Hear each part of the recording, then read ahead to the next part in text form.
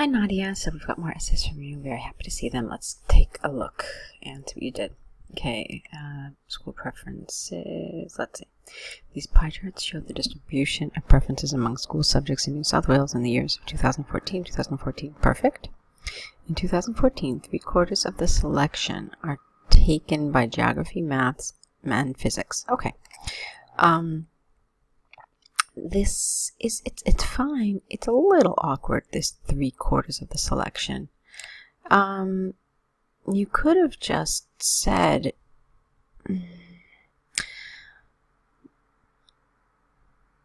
yeah, just 3/4 are taken. You didn't have to have the selection. I think that's the part that makes it a little awkward. But I like the way you grouped this. That was a nice way to do it. Okay. While geography and maths have almost equal share, physics is slightly behind with 6% less. Perfect. By contrast, in 2017, geography and maths halved, whereas physics gained 3% more. Another subject that increased its share in 2017 is biology, which became 2 times that of 2014. Let's see, 1, 2, 3, 4. Okay. A small minority of pupils preferred PE, history, and IT, leaving them under 10% in 2014. Results for these subjects in 2017 demonstrate that history grew in popularity almost 20 times. PE fell from 8.7 to 3.2, and the proportion of IT remained at practically the same level. The year of 2014 witnessed, because it's past, maths being the most preferred subject in New South Wales, with chemistry being the least popular one. Regarding 2017, biology took the biggest share, and IT got the smallest result of 1.4. Overall, the distribution of school subjects preferences. You didn't need an S here, because it's actually acting like an adjective. Considerably changed compared to that of 2014. The leading positions took, and that's, no, you can't say that. You could say the leading positions were taken by biology, physics, and geography with chemistry. Okay. You can't do this. You can say chemistry had only 1% of the share in 2014 and disappeared from the 2017 selection. Okay. You've mentioned everything. That's one of the reasons why I was counting. I wanted to make sure that you mentioned all the topics, all the subjects, that is. I have a little issue with this paragraph here. Let me tell you why. Because you've started it with overall, which leads the examiner to think that this is your overview. But in fact, for an overview, it's a little too detailed. Remember that the overview should really just give the reader the general image, the general idea, the general trend of the chart. You did that here, okay, up to this sentence. But then all of this was just too detailed. It didn't belong together with your overview. Okay, so let's see.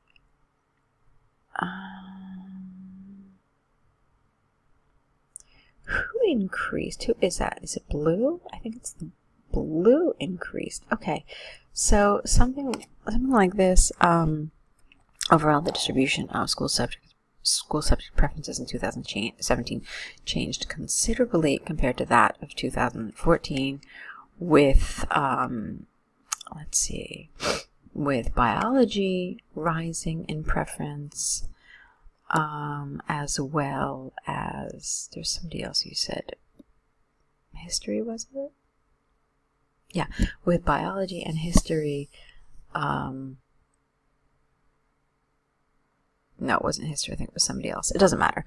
Whatever. Just you could have said with X and Y really increasing. And, oh, that's right. Yeah, it was history. So with biology and history, dramatically increasing in preference. So that's as detailed as you should get in your overview. So all of this is not appropriate, okay? So any data does not belong in your overview, because then the examiner is thinking to himself or herself, well, is this more detail or is this an overview? All right, so make sure you keep that distinction clear. Okay. Like for this, for example, this chemistry is a detail. It did not belong in your overview, and that's the one thing I wanted to mention because I was looking for it. I was like, when is she going to mention chemistry? When is she going to mention chemistry? So you did it, but you did it in the wrong place, okay? All right, let's see. Age difference. Do the benefits outweigh the disadvantages? All right, let's see. Experts throughout the developing world have debated whether the increasing difference in age between parents and their children is beneficial for our society, or if... needing if here, if it is a rather negative trend. This essay will discuss both sides, giving examples from the UN survey of 2016 and the US Bureau of Statistics to demonstrate points and arguments. Okay. Fine, but remember, they don't ask you just to discuss both sides. They also ask you which is stronger. So do give that information here. Okay? They've asked you a very direct question. Do the benefits outweigh it? All you've told me so far is that you're going to discuss both. You haven't told me if you're going to take a side, and you're supposed to. All right? Try to do that in your introduction. All right, moving on.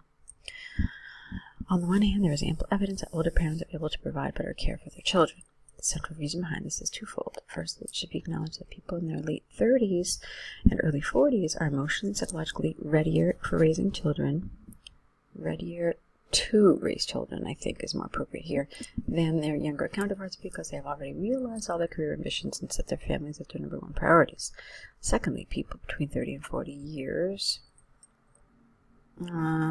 people between 30 and 40, you didn't need years here at all, actually, you could have just left it out, are more likely to have well-established households with steady income that would be sufficient to cover all the expenses involved in raising a child. For example, empirical research from the UN survey of 2016 shows that offspring of older parents are more likely to get enrolled in different programs of tertiary education and become professionals of high demand. It must not be forgotten that if children are given enough opportunities for educational and social development, which older parents have more possibilities to ensure, considerably reduces risks of these teenagers joining any antisocial or illegal activities. Okay, I think this needs some support. Okay, it's very interesting, and if you're going to state something like this, you should explain why. Why are older parents likely to do this? Therefore, it is conclusively clear that a difference in age between parents and their children can be beneficial for children as they get a more secure life with better education.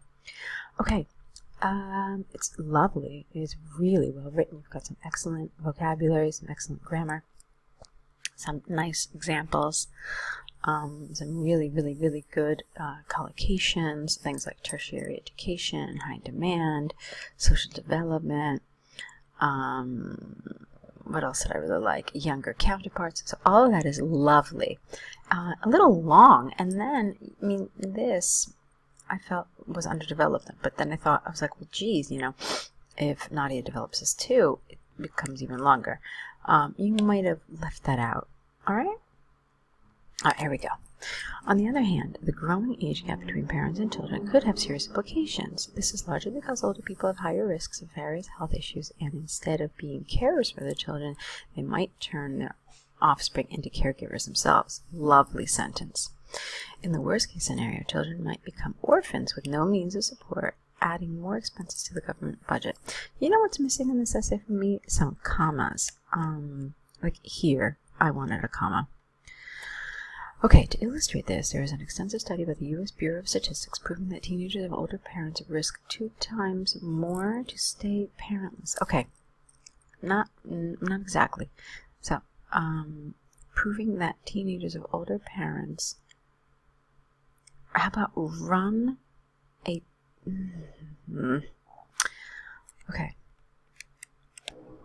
Okay, my first problem is with the word stay parentless. You become parentless, okay? So that's the first thing. But this also I'm trying to rephrase it in my head, and I'm having a hard time. So let me try it again. To illustrate this, there is an extensive study by the US Bureau of Statistics proving that teenagers of older parents run a 2-time higher risk, or how about just run a much higher risk of becoming parentless because of death of their mother or father. Well, that's kind of clear, isn't it? Becoming parentless. I mean, all right, you didn't need to say that. Then their peers with younger parents. Consistent with this line of thinking is that a big difference in age leads to more communication problems with parents, between parents and children, as a result of a greater generation gap, with such consequences as destructive teenage behavior, or other forms of teenage protest. Thus, it is possible to state beyond doubt that becoming parents at an older age has such serious disadvantages as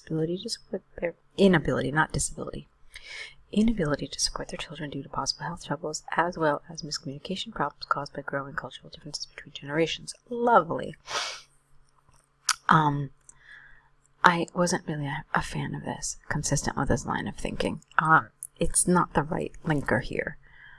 So you needed something else. You needed furthermore, or an additional issue, or an additional drawback. This doesn't fit, okay? Other than that, though, the paragraph is really lovely. Again, with lots of nice vocabulary. Okay, yeah, there were a couple little areas that were problematic, but on the whole, beautiful.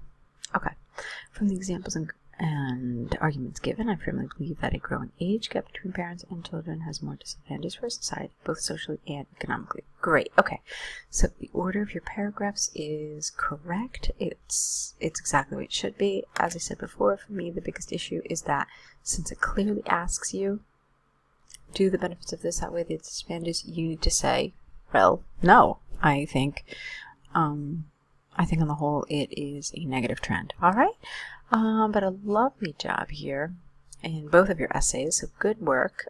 Keep on writing. Don't forget to correct these, send them back to us, send us new essays. I'm looking forward to reading them, so best of luck with your writing.